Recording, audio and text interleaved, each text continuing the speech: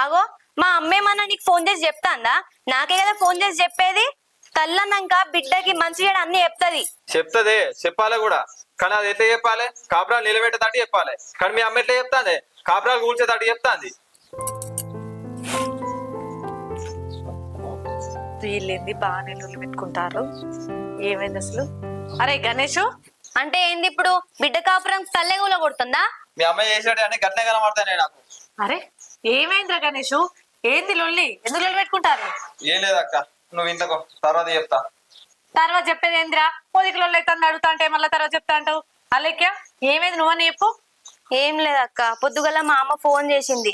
Phone చేసి బంగారం ధర బాగా పెరుగుతాంది, చెప్పని తీసుకోర్రే అన్నారు. అయితే నేను మీ తమ్ముడిని అడిగిన, మా అక్కని అడిగి చెప్తా అన్నాడు. అటేమో ఆమె ఉర్రిస్తాంది నన్ను బాగా, ఈయనే ఉర్రిస్తాను. నేనేం చేయాలక్క? అరే గణేష్, ఆ వచ్చి ఇప్పుడు బంగారం కొనుక్కుందాం అన్నప్పుడు నువ్వు కొంటే కొందాం లేకపోతే అద్దే అని ఏదో ఒకటి డైరెక్ట్ గా చెప్పాలి. అంతేగాని నేను మా అక్కని అడిగి చెప్తా అంటే ఇప్పుడు ఆమె మాటకు విలువ ఇయ్యలేదని ఆమె బాధపడదారా? అరే అట్లెట్లుంటది అక్క? మన ఇంట్లో ఏం జరగాలన్నా నీ నిర్ణయం మీద ఆధారపడి ఉంటది. దీనికి ఆయనతో తెలియదా? పెళ్ళి 5 సంవత్సరం అవుతుంది, ఇది మళ్ళీ వచ్చి కొత్తగా అడుగుతాయి నన్ను. అరే దానికి తెలియక కాదురా, కొన్ని విషయాలు ఆడపిల్ల తన భర్తతోనే చెప్పాలనుకుంటే తన భర్తతోనే మాట్లాడాలనుకుంటది. ఇది మీ ఇద్దరి జీవితానికి సంబంధించిన విషయం రా, మీరు నిర్ణయం తీసుకోవాలి. ఇప్పుడు అది ఏ ఉద్దేశంతో అట్లా ఆలోచించిందో.